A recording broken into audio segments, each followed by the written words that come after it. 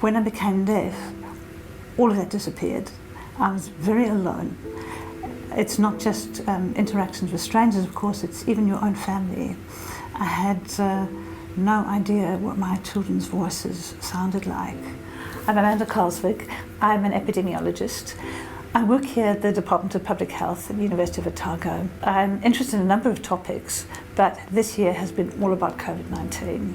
It's been an extremely busy year to be an infectious diseases epidemiologist. It is very, very hard to imagine losing your hearing until it happens to you. I think that most people can understand, in terms of losing sound, what that must mean. They can picture turning down the volume on an amplifier. They can picture the sounds getting less. But what people don't realize is losing sound is not what hearing loss is about. Losing sound is just where it begins. What hearing loss does is it cuts you off, it isolates you from people, but also from work and from many other things that are important in your life. There isn't just one experience of being deaf. For example, someone who is born deaf and born into the deaf community, somebody whose first language is New Zealand Sign Language, their experience of being deaf is quite different from mine. I was a musician before I was a doctor. I used to play the violin and I loved that. I loved listening to music, all types of music. I lost all of that. There were a lot of people that I couldn't communicate with at all because they were far away and I couldn't speak on the phone. I used to be a very sociable person. I loved going out with my friends, I loved going out to dinner and chatting to people. I loved being able to strike up a conversation with somebody sitting next to me on the bus. When you lose that kind of thing that is so important to you, you lose a part of yourself too. But you're sitting in a room full of people, so you're with other people, but you're still alone because you don't know what they're talking about. They're all laughing at something and you don't know what they're laughing about. I wasn't born deaf. I first started to lose my hearing when I was about 19 or 20, I think. And my hearing disappeared quite gradually over the next 10 years or so, to the point where I became profoundly deaf, and I'm still profoundly deaf. I loved doing pediatrics. It was what got me up in the morning. I was very proud of the work I did. I loved being able to help the children and the families. Eventually I had to realize that my hearing was getting very bad.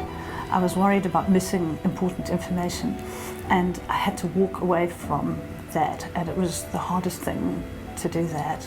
I had a number of conversations with people about where I could go, what I could do. I wasn't doing pediatrics. I was in England at the time, in Bristol, and a very famous epidemiologist, George Davey-Smith, gave me the best advice anyone's ever given me. He said, train in epidemiology, and I did that. And I realized it was fascinating and I was going to enjoy it. But now I have cochlear implants, and that has made all the difference to me. Absolutely a miracle. It was life transforming. I had gone from a point where I know I was very difficult to communicate with. I struggled all the time to hear what people were saying and follow what was going on. I was very isolated. And suddenly I could participate again. I find it very distressing to think about other people now who are still waiting and still missing out on all of the things they could be doing. I'm able to work, which I wouldn't be able to, and I'm also able to communicate with people in a way that I couldn't before I had the implants. I think when people think about cochlear implants, they imagine that it gives you your hearing back, and it doesn't do that. It gives you new hearing, and that's quite a fascinating thing. You have to relearn how to hear, and eventually you map what you're hearing onto what you know things sound like, and it all starts to make sense. I have a lot of expertise to offer. Without cochlear implantation, I couldn't do the job I'm doing now. It would have been absolutely impossible. I don't think many people understand the impact of losing your hearing on your sense of belonging, your sense of purpose, even your sense of identity. Having people wait for cochlear implant for years and years is a terrible waste of human potential.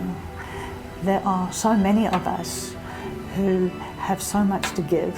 For me, cochlear implantation has been life transforming.